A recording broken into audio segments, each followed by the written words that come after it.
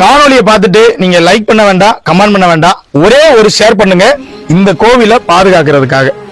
நான் இன்னைக்கு இருக்கக்கூடிய இடம் நம்ம ராமநாதபுரம் மாவட்டம் திருவாரணை வட்டம் புல்லுக்குடி அப்படின்ற கிராமத்தில் அமைஞ்சிருக்கக்கூடிய கைலாசநாதர் திருக்கோவில்ல தாங்க இருக்கிறேன். இந்த கோவிலுடைய தற்போதைய நிலைமை இதுதான்.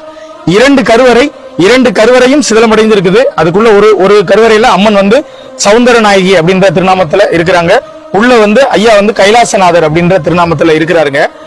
கிட்டத்தட்ட ஒரு காலத்துல 2 சுற்றுச்சுவர் இருந்தது. இது முதல் சுற்றுச்சுவர். இதுக்கப்புறம் பாத்தீங்கன்னா இதுக்கப்புறம் வெளிப்பக்கத்துல இன்னொரு சுற்றுச்சுவர். அவ்வளவு பெரிய கோவில்.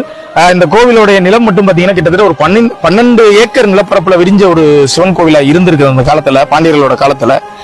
பாண்டிய மன்னர்கள் இந்த கோவிலை கட்டியிருக்காங்க. பின்னாடி வந்த இந்த சேதுபதி சமஸ்தான மன்னர்கள் எல்லாமே இந்த கோவிலுக்கு திருப்பணிகள் பண்ணிருக்காங்க. இது எல்லாத்துக்குமே இந்த கோவில்ல கல்வெட்டு ஆதாரங்கள் இருக்குது. ரொம்பவும் பழமையான சிவாலயம். ஆனா பெரிதளவுல யாருக்குமே தெரியலைங்க. தெரியாத சிவாலயங்களை தெரியப்படுத்துறதுதான் நம்மளுடைய ஒரு நோக்கம். நாங்க எங்களுடைய கடமையை இந்த காணொலி வாயிலா உங்ககிட்ட சேர்த்திருக்கோங்க. நீங்க என்ன பண்ணணும்னா ஒரே ஒரு ஷேர் பண்ணுங்க. நீங்க பண்ணக்கூடிய ஷேரை வச்சு இன்னும் 4 பேர் ஷேர் பண்ணுவாங்க. வெளி உலகத்துக்கு இந்த கோவில் தெரியப்படும்.